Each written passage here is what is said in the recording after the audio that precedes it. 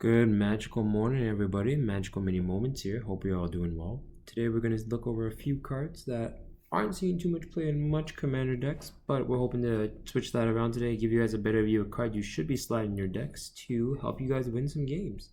Let's look at a few cards right now. First up we're going to look at is Grim Flowerling. It's a 6 mana sorcery, 5 colors and 1 green. Draw a card for each creature card in your graveyard.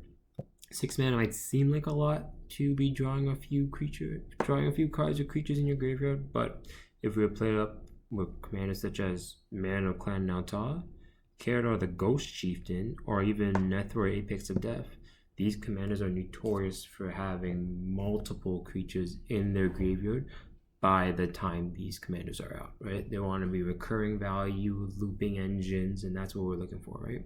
And by the time you have 6 mana on the battlefield, which is hopefully quick because these are all in green, right? You're looking to ramp, mill, and just outvalue your opponents, you'll be drawing tons of cards, right? And with these kind of commanders, right, you should be looping spells and everything in your graveyard too, right? You could be Grim Flowering back to your hand, recast it for another 12, right?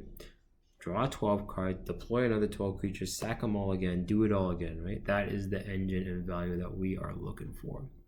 Next up, we got a card called Gloom. A little bit older of a card, but 3 mana enchantment, 2 colorless and 1 black. It says white spells cost an additional 3 to play.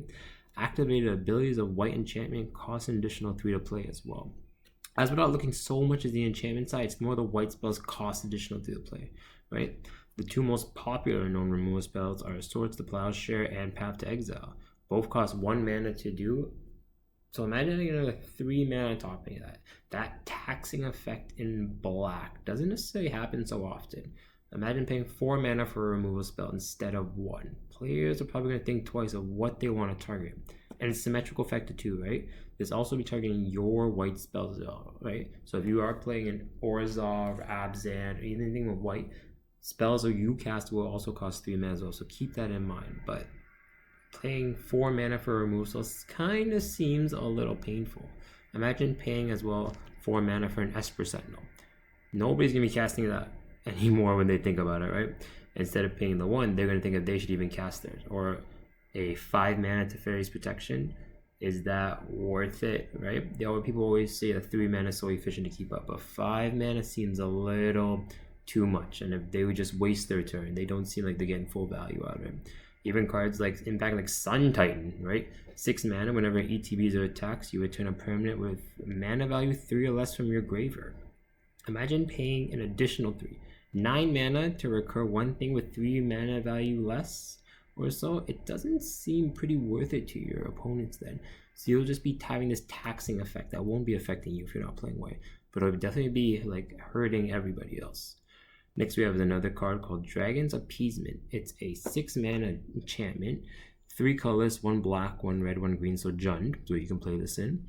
It says skip your draw step. When you sacrifice a creature, you may draw a card. Now, players don't want to skip their draw steps because you have to cast spells to win the game and you need to draw cards in order to do that. So having that effect seems very downfall, but there's cards that do this in Commander that we play very often. But pairing this with the right commanders is what we're looking for. So that would go with Corvold Faker's King, Henty Toolbox Tori, or even Prosh Skyraider of Kern, right? Big line on Corvold that we're looking for right now is you may sacrifice a permanent, put a +1/+1 counter on Corvold, and draw a card. You're not really sacrificing anything. It's mainly little small creatures if you're looking for. You want to ramp out with Corvold really quickly and then slam this down. When you sacrifice then your little mana dorks like that, Corvold get +1 and draw a card. The enchantment will go off and boom, there's 2 cards in your hand right now. I mean, you just keep redeploying and recasting your spells, such and so forth.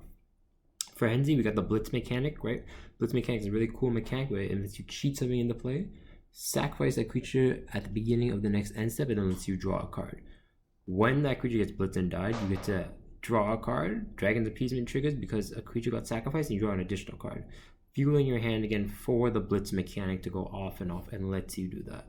For Prosh, we got the built-in sack outlet. It literally says sacrifice another creature. Dragon's Appeasement reads that when you sacrifice a creature, you draw a card, right? So Prosh shows us that sacrifice a creature, draw a card. Sacrifice a creature, draw a card. You play 7 creatures, you sack all 7, you draw a full 7 grip. That's the kind of value in engines we're looking for, and these commanders are notorious for just looping and going off, playing creatures, sacking creatures, so you will never have an empty grip of hand, never be grip of cards ever, and that's what we're looking for. Hope you all like this video. Please like and subscribe if you do, and share with your friends, and hopefully see you all back soon. Have a great day and enjoy it all. Bye.